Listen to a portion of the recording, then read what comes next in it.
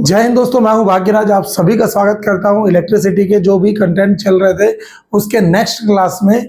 जहां तक मैंने आपको series and parallel combination of resistance के बारे में पढ़ाया था, उसके एक और क्वेश्चन को करते हुए हम आगे की ओर बढ़ते हैं। और ये मत सोचिएगा कि एसएससी जेई का आपको क्वेश्चन नहीं कराऊंगा, सारे टाइप के क्वेश्चन करेंगे। बस पहले एनसीईआरटी को एक बार पढ़ लेते हैं, उसके बाद आप देखिएगा आपसे कैसे क्वेश्चन धड़ाधड़ बनते हैं। ठीक है ना। देखिए, एक क्वेश्चन है इसी में एनसीईआरटी में ही, क्वेश्चन नंबर 1 बोल रहा है, आने वाले में क्वेश्चन नंबर 1 बोल रहा है,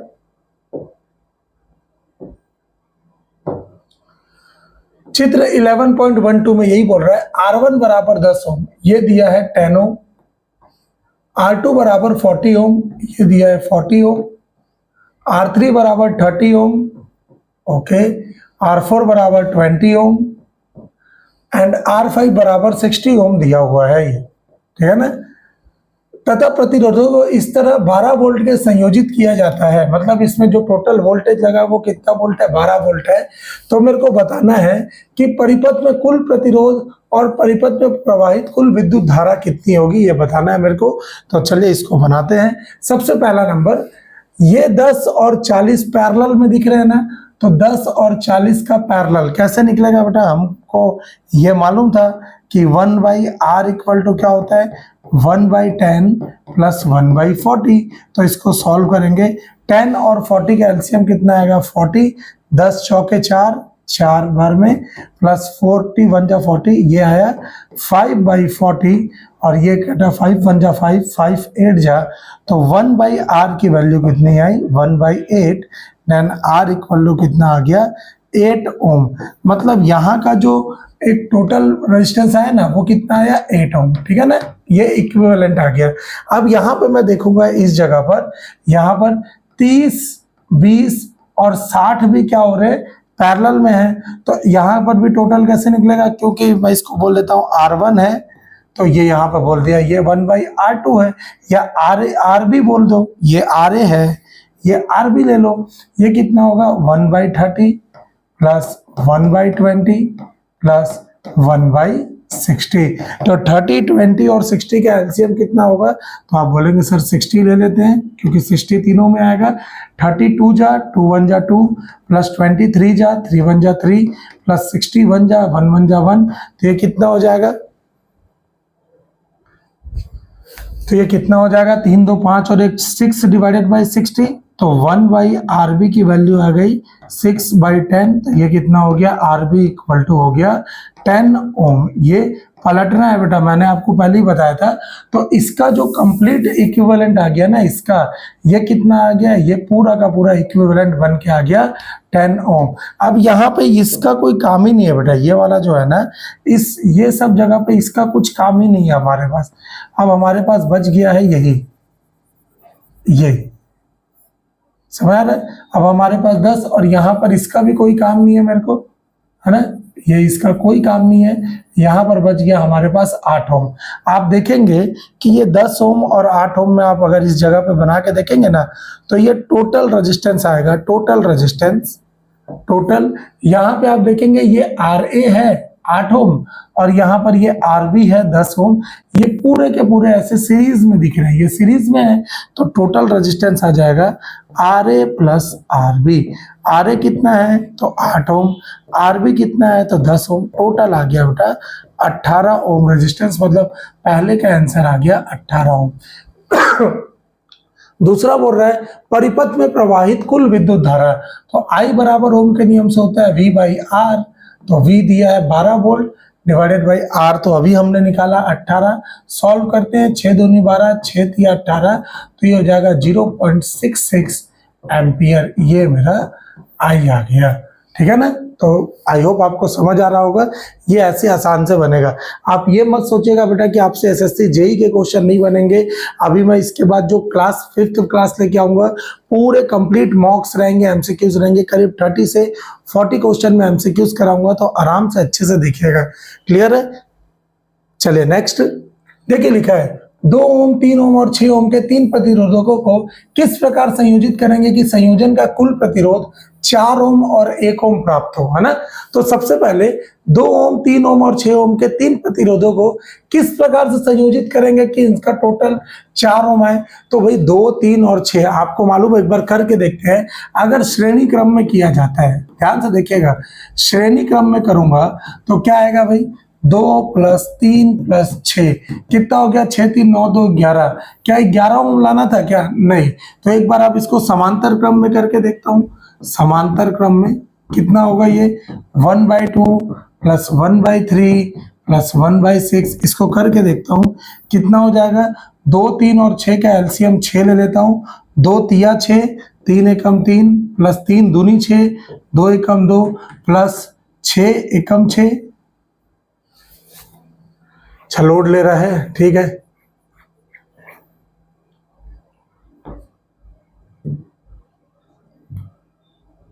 हो जा भाई, ठीक है। आप करके देखिएगा, 6 एकम 6, 1 एकम 1, मतलब यहाँ पे ऊपर आएगा 1। तो 3 2 5 और 1 6 मिला के 6/6, मतलब आर कितना आ गया, 1 ओम आया ना टोटल। तो ये पैरेलल में हो गया बेटा, ये वाला चीजें। ये कितना आ गया, 3 2 5 + 6 एकम 6, है ना। ये वाला 1 आएगा, ये सॉरी, ये वाला 1 होगा, ठीक है ना। तो ये 1 हो गया। 3 2 5 और 1 6 / 6, तो 1/r = 6 है ना। 6 से कट गया तो r बराबर 1 ओम आ गया। तो ये मेरा बन गया भाई, ये पैरेलल में होगा तभी ये r 1 आएगा, ठीक है। 4 ओम कैसे आएगा, किसमें किस प्रकार संयोजित करेंगे कि कुल प्रतिरोध 4 ओम आएगा। तो एक काम करते हैं, यहां से ऐसे करके देखते हैं कि 1/3 + 1/6 करके देखते हैं कितना आएगा भाई, 6 है, 3 दूनी 6, 6 एकम 6, यही है। तो ये 3 / 6 हो जाएगा। 3 एकम 3, 3 दूनी 6, तो 1/r कितना आ गया, 2 ओम आ गया। 2 ओम, देखिए मैं इसको समझा देता हूं आपको अच्छे से। पहले का तो आपको ये समझ आ गया ना कि ये पैरेलल में होगा। 4 ओम कैसे आएगा, तो आप 4 ओम मुझे बताइएगा। जब 2 ओम को मैं ऐसे रखूं और ना 3 और 6 ओम को ऐसे कर दूं, ये 3 ओम, ये 6 ओम, जब इसको ऐसे कर दूंगा ना तो इसको बोलते हैं सीरीज पैरेलल कॉम्बिनेशन। और मैंने जस्ट इससे पहले आपको एक वीडियो में बताया कि सीरीज पैरेलल कॉम्बिनेशन में 3 मिनिमम रेजिस्टेंस की आवश्यकता होती है। तो जब मैं 3 और 2 को हल कर 3 और 6 को हल किया तो मेरा आया 1/3 + 1/6। तो ये कितना आ गया बेटा, 6 हो गया। 3 दूनी 6, 2 एकम 2 + 6 एकम 6, 1 एकम 1, तो ये आ गया 3/6, मतलब कितना आ गया, 1/2, मतलब आर की वैल्यू आ गई 2 ओम। इनका कंप्लीट जो रेजिस्टेंस आया ना वो 2 ओम आया। फिर उसके बाद ये 2 ओम और ये 2 ओम कैसे दिख रहे हैं भाई, सीरीज में। तो टोटल रेजिस्टेंस आ जाएगा 2 + 2, कितना हो गया भाई, 4 ओम। तो ये जो है ना, इसका आंसर आएगा श्रेणी समांतर क्रम। श्रेणी समांतर क्रम ये ऐसे आएगा। दूसरे वाले का पैरेलल समांतर क्रम, पहले वाले का श्रेणी समांतर क्रम। आई होप आपको समझ आ रहा होगा। और ये मत सोचिएगा कि ये सब क्वेश्चन आपके दूसरे एग्जाम में नहीं आया है, ये सारे क्वेश्चन रिपीटेड है बेटा। ध्यान रखिएगा, अच्छे से समझिएगा, ये सब चीज बनना चाहिए आपसे, क्योंकि ये बेसिक्स है। अगर ये बेसिक चीजें बनेगा ना तभी आप मैक्सिमम जो पेपर में जेई लेवल और एई लेवल के क्वेश्चन आते हैं, जो आरआरबी जेई में भी आएगा, जो एएलपी में भी आएगा, तब उसमें आपको ये सब चीजों में अप्रोच लगाने में बहुत आसानी होगा, ठीक है ना। देखिए 4 ओम, 8 ओम और 12 ओम तथा 24 ओम प्रतिरोध की 4 कुंडलियों को किस प्रकार संयोजित करें कि संयोजन से अधिकतम व न्यूनतम प्रतिरोध प्राप्त हो। तो ये कैसे होगा बेटा, मैं इसको हटा देता हूं, ये वाले चीजों को, आपसे बन गया होगा। आपको मालूम है कि अधिकतम प्रतिरोध कब मिलता है, कहीं पे भी किस जगह पर मेरे को अधिकतम प्रतिरोध मिलेगा। तो अधिकतम प्रतिरोध मिलता है हमेशा श्रेणी क्रम से। मैंने आपको बताया था कि श्रेणी क्रम से हमेशा अधिकतम प्रतिरोध मिलेगा। तो कैसे निकालेंगे अधिकतम प्रतिरोध, ये है 4 ओम + 8 + 12 + 24, कितना हो जाएगा, 8 4 12, 12 12 24 और 24 48 ओम। ये मैक्सिमम ये मिल गया, अधिकतम मिल गया। कैसे प्राप्त हुआ? श्रेणी क्रम से। वैसे समांतर क्रम करेंगे ना तो समांतर क्रम में हमेशा क्या होता है? प्रतिरोध न्यूनतम हो जाता है। मतलब 1/4 प्लस 1/8 प्लस 1/12 प्लस 1/24। तो ये कितना हो जाएगा? 4, 8, 12 और 24 का एलसीएम मैं बोल देता हूँ 24। 4 एकम 4, 4 छक्के 24 होगा, 6 एकम 6 प्लस 8 तिया 24, 3 एकम 3 प्लस 12 दूनी 24, 2 एकम 2 प्लस 24 एकम 24 1। तो ये कितना हो जाए? 6, 3, 9, 2, 11 और 1 12/24 और 12 एकम 12, 12 दूनी 24। तो 1/R का मान 1/2 है। तो R बराबर कितना हो गया? 2 ओम। ये कौन सा आ गया बेटा? ये मिनिमम आ गया। तो एक बार सीरीज में करूंगा तो अधिकतम आएगा श्रेणी क्रम में, और मिनिमम करूंगा निम्नतम प्रतिरोध किस में आएगा? समांतर क्रम में। समांतर, ठीक है ना? ये ध्यान में रखना है। आई होप आपको समझ आ रहा होगा। अगर समझ आ रहा होगा तो वीडियो को लाइक शेयर जरूर करिएगा। अगला क्वेश्चन है, देखिए लिखा है, हाँ इसमें जो अब जो टॉपिक है ना हमारा चालू होगा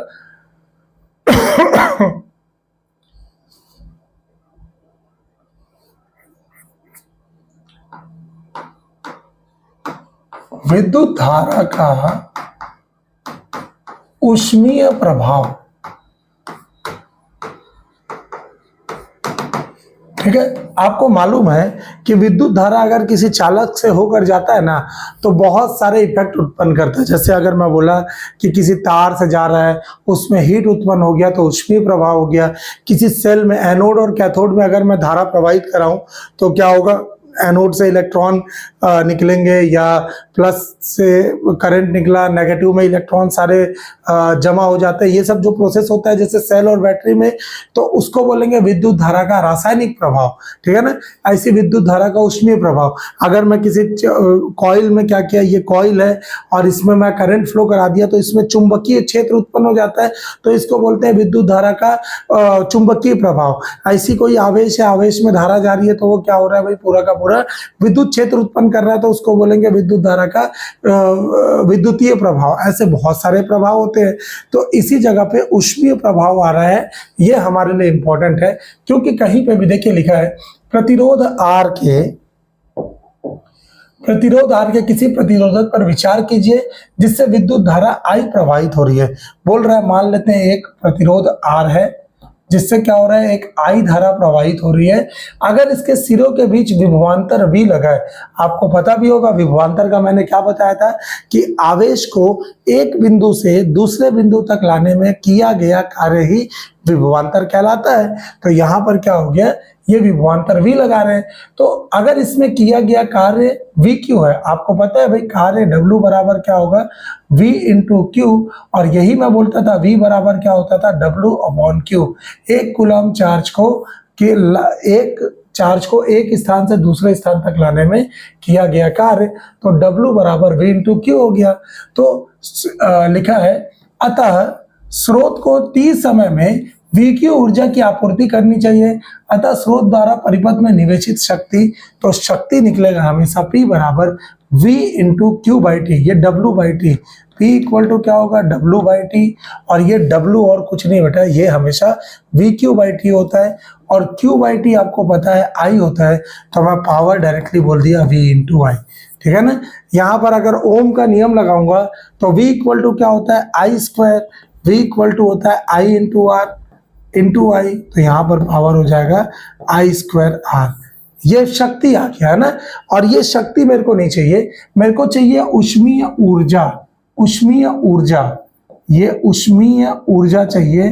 तो ऊष्मीय ऊर्जा H से प्रदर्शित करूंगा, जो भी शक्ति आ रही है ना उसको टाइम के साथ मल्टीप्लाई कर दूंगा तो मेरा ऊष्मीय ऊर्जा आ जाएगा। जैसे शक्ति आई I²R इंटू T, ये मेरा ऊष्मीय ऊर्जा H का मान हो गया। यहाँ पर H बराबर I²RT। तो कायदे से आपको 3 फॉर्मूला ध्यान में रखना है। कौन कौन से? तो 3 फॉर्मूले में मैं लिख देता हूं कि ये जो पावर है ना V इंटू I, पावर बराबर V इंटू Q/T। आपको पता है I इक्वल टू Q/T होता है। पावर बराबर I²R। और जो ऊष्मीय ऊर्जा है H बराबर ये होता है आई स्क्वायर आर इंटू टी। ये 4 फॉर्मूला आपको ध्यान में रखना है हमेशा, जिससे आपसे न्यूमेरिकल बनना क्या हो जाएगा, चालू हो जाएगा। ठीक है ना। तो यहाँ पर देखते हैं क्वेश्चन क्या बोल रहा है। यही जो है ना, ये जो नियम आया इसी को बोलते हैं जूल का तापन नियम। आप देखेंगे ना इस जगह पर जो ऊष्मा है H बराबर था आई स्क्वायर आर इंटू टी था, तो H जो है ना धारा के प्रतिरोधक में प्रवाहित होने वाली धारा के वर्ग के समानुपाती, मतलब H जो है आपको दिख रहा होगा बेटा आई स्क्वायर के समानुपाती। यही जो H है ना ये प्रतिरोध के भी समानुपाती दिख रहा है, H समानुपाती R भी है, और यही H ये समय T के भी समानुपाती दिख रहा है T। तो ये तीनों यहाँ पर लिख दिया गया है पूरा का पूरा कि दी गई विद्युत धारा के लिए प्रतिरोध के अनुक्रमानुपाती और उस समय के अनुक्रमानुपाती होता है जिसके लिए दिए गए प्रतिरोध से विद्युत धारा प्रवाहित हो रही है। ये सारा चीजें आपको याद रखना है, पेपर में कभी भी दे सकता है। यहाँ मेन क्वेश्चन आया, देखिए किसी विद्युत स्थिति में अधिकतम तापन दर के लिए 840 वोल्ट, मतलब मैक्सिमम हीट मेरे को चाहिए, मैक्सिमम हीट एनर्जी चाहिए, जिसमें शक्ति दिया है कितना 840 वॉट, ठीक, दर से ऊर्जा उपभुक्त होती है तथा 360 वॉट की दर से उस समय उपभुक्त होती है जब तापन की दर निम्नतम है। मतलब एक मिनिमम वैल्यू दिया है, कितना पावर दिया है 360 वॉट, ठीक है ना, ये दिया है 360 वॉट। बोल रहा है विद्युत स्रोत की वोल्टता 220 वोल्ट है। अगर V की वैल्यू यहाँ 220 वोल्ट और यहाँ पर भी V की वैल्यू 220 वोल्ट हो ना, तो मेरे को बताना है कि दोनों प्रकरणों में विद्युत धारा तथा प्रतिरोध का मान क्या होगा। तो धारा P बराबर क्या होता है बेटा, V इंटू आई होता है। तो I बराबर क्या हो जाएगा, P डिवाइडेड बाई V हो गया। P है 840 डिवाइडेड बाई V है 220, ठीक है ना। ये आ गया आपका I। मेरे को निकालना है R की वैल्यू। आप कैसे निकालेंगे, P बराबर होता है आई स्क्वायर इंटू आर, यही होता है। या फिर आपको ये भी मालूम है,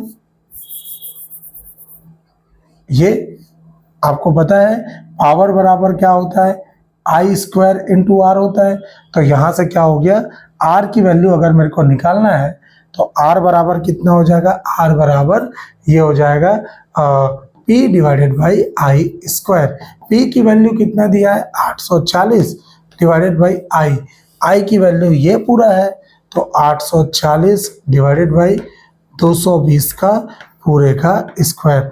आपको इसको हल करना है बेटा, 840 डिवाइडेड बाई 840 इंटू 840, ऊपर आ जाएगा 220 इंटू 220। एक 840 से 840 कट गया, 0 से 0 कट गया। 22 को अगर मैं सॉल्व करूंगा तो जैसे इसको 2 11 बार में कटा, 2 दूनी 4, 2 चौके 8, 2 दूनी 4, फिर 2 11 बार में गया, 2 दूनी 4, 2 कम 2, तो 121/21 आएगा इसका आंसर। 121/21 आप इसको सॉल्व करेंगे तो R की वैल्यू ओम में आएगी। सेम वैसे यहाँ पर आपको I बराबर P डिवाइडेड बाई V निकालना है और उसके बाद R बराबर होगा P divided by I square. यहाँ पर इस वैल्यू को रख दूंगा तो मेरा आंसर आ जाएगा। एक बार निकाल के जरूर बताइएगा, ठीक है ना, कि ये कैसे बन रहा है। मैं अगर बनाने बैठूंगा तो बहुत इसमें क्या है, वीडियोस बहुत लंबा हो जाएगा।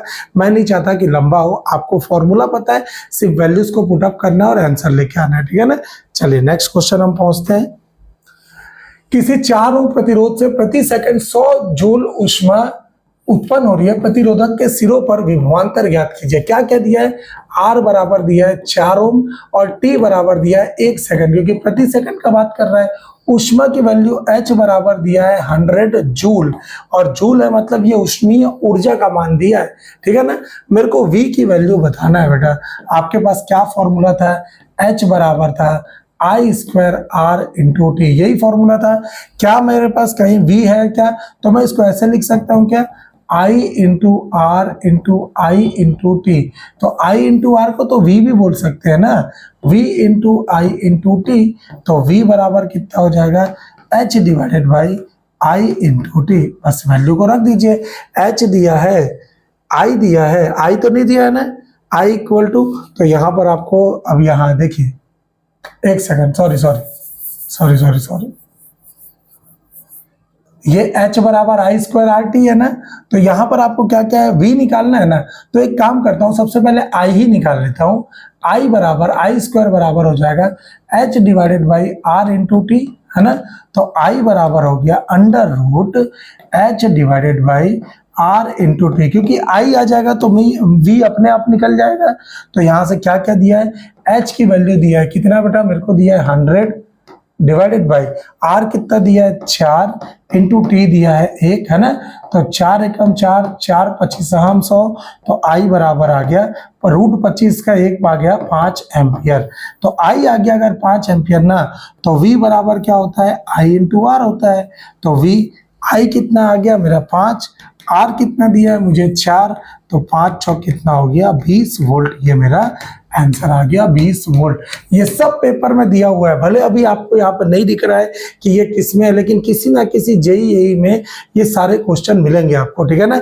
जब मैं क्वेश्चन कराऊंगा तो आपको इस टाइप के क्वेश्चन बहुत मिलते हैं, और बेसिक क्वेश्चन से 100 क्वेश्चन होगा ना बेटा, तो 100 में कम से कम 30 से 35 क्वेश्चन आपको ना बेसिक्स से मिलते हैं, जो कि बहुत इंपॉर्टेंट होते हैं। इस चीजों को छोड़िएगा नहीं, ठीक है ना। चलिए नेक्स्ट है, अगर मैं आपको शक्ति का बात करूं कि शक्ति कैसा है, तो शक्ति देखिए, मैं एक पूरा आपको चार्ट भी पहले भी दिया हूं और अब भी दे देता हूं कि शक्ति ना 2 प्रकार की होती है, ठीक है। एक होती है डीसी शक्ति, एक होती है एसी शक्ति। अभी मैं आपको इसका डेफिनेशन नहीं दे रहा हूं, बस मैं अभी आपको एक फॉर्मूला लिख के दे रहा हूं। आप ध्यान देखिएगा कि अगर डीसी में शक्ति चाहिए ना, तो पावर बराबर बोलता हूं V इंटू आई, जो अभी आप पूरा पढ़ रहे थे।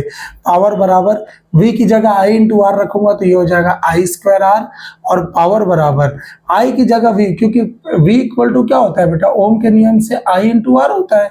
तो एक बार V की जगह I इंटू आर रखूंगा तो मेरा फॉर्मूला ये आ गया आई स्क्वायर आर। एक बार I बराबर V बटे आर ये यहां पे रखूंगा ना, तो मेरा फॉर्मूला आ जाएगा V square divided by R. ये पावर की तीसरी फॉर्मूला, ये पहला, ये नंबर फर्स्ट, सेकेंड, थर्ड, ऐसी नंबर फोर्थ बोलूंगा ना, तो पावर बराबर होता है कोई सा भी एनर्जी डिवाइडेड बाय टाइम। ये भी पावर का एक फॉर्मूला होता है कि आपको ऊर्जा दिया है, समय दिया है, तो आप पावर निकाल सकते हैं। एसी पावर का जैसी बात करता है ना बेटा, तो एसी पावर 2 टाइप का होता है, एक सिंगल फेस में और एक 3 फेस में। तो एसी पावर सिंगल फेस में होता है VI cos फाई, और 3 फेस का अगर मैं बात करूंगा ना, तो 3 फेस में होता है एक्टिव पावर। ये मैंने आपको उसमें कराया भी है ऑब्जेक्टिव में, पूरा का पूरा रिएक्टिव पावर, और एक है एपरेंट पावर।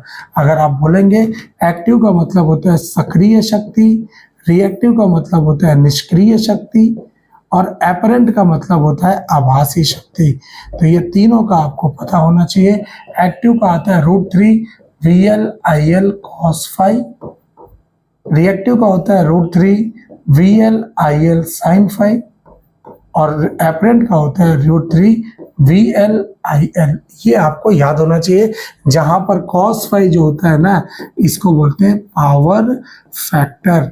ये होता है, हिंदी में इसको कहा जाता है शक्ति गुणांक, और इस शक्ति गुणांक का मान हमेशा 1 से कम होता है, ठीक है ना। 1 से कम होता है हमेशा। इसका कोई भी यूनिट नहीं होता बेटा, नो यूनिट, इसका कोई भी यूनिट नहीं होता है। इसकी वैल्यू हमेशा 1 से कम होती है। तो शक्ति के बेसिस पे अगर आपको देखा जाए, तो यहाँ पर मैं पहले आपको दिखा देता हूँ कि शक्ति के बेसिस पे अगर कोई क्वेश्चन है क्या, तो देखिए ये इंपॉर्टेंट है। ये सब यूनिट आपसे पूछेगा पेपर में, ध्यान रखिएगा। ये सब यूनिट आपसे पूछता है। 1 वाट बराबर 1 वोल्ट इंटू एम्पियर, ये भी होता है। और 1 किलोवाट आवर, क्योंकि ये ऊर्जा हो गया, ये ऊर्जा हो गया, तो 1 किलोवाट बराबर 1000 वाट। किलोवाट को चेंज किया, और घंटे को 3600 सेकंड, क्योंकि 1 घंटे में 3600 सेकंड होता है। तो 3.6 इंटू 10⁶ वाट सेकंड बोलिए, चाहे 3.6 इंटू 10⁶ जूल बोलिए। बहुत ही इंपॉर्टेंट कंसेप्ट है बेटा ये वाला। ये बहुत बार पेपर में दिया, याद रखिएगा, हर बार पूछता है ऐसे वाले 1 नंबर में, ठीक है ना। देखिए यही सब क्वेश्चन देगा, छोटा छोटा क्वेश्चन जो बच्चों को फंसा देता है। कोई विद्युत बल्ब 220 वोल्ट के जनित्र से संयोजित है, मतलब V की वैल्यू दिया है 220 वोल्ट और ये करंट दिया है I बराबर 0.50 एम्पियर। तो मेरे को बताना है शक्ति क्या है, पावर क्या होता है, V इंटू आई होता है। बस कर दीजिए 220 इंटू 0.5, 110 वॉट। आ गया आपका आंसर। ये सब में तो कोई बहुत बड़ा तोप तो नहीं है, ये सब क्वेश्चन आराम से आपसे बन जाएगा। आप थोड़ा और नीचे आएंगे, यहाँ पर देखिए ये क्वेश्चन बहुत अच्छे क्वेश्चन है। 400 वॉट अनुमत की कोई विद्युत रेफ्रिजरेटर 8 दिन में ना प्रतिदिन चलाया जाता है, 8 घंटे प्रतिदिन 3 रुपए की दर से 30 दिन तक चलाने में ऊर्जा का मूल्य क्या होगा। आपको मालूम होगा भाई 30 दिन में सबसे पहले तो एक काम करिए, क्योंकि महीने भर में रेफ्रिजरेटर वाला उपभोगित कुल ऊर्जा कितना होगा, तो पावर इंटू 8 घंटे प्रतिदिन चल रहा है वो, तो 400 को 8 घंटे मतलब मल्टीप्लाई करेंगे तो पूरा महीने भर का आ जाएगा। सीधा सा बात है बेटा कि आपने एक दिन में आपके यहाँ 400 वॉट का है, आप 8 दिन प्रतिदिन उसको यूज करते हैं तो महीने में कितना होगा, 400 को 8 से गुणा कर देंगे तो जो भी आएगा आपका महीने भर का खपत है। तो यही वाला इसको कर रहे हैं, 400 को 8 घंटे प्रतिदिन और उस प्रतिदिन में मतलब 30 दिन से गुणा कर देंगे तो ये 9000 मतलब 96,000 किलो वॉट आवर आएगा, या इसको मैं बोलूंगा 96 किलो वॉट आवर। हमेशा जो है यूनिट हमेशा किलो वॉट आवर में ही लेके चलना है।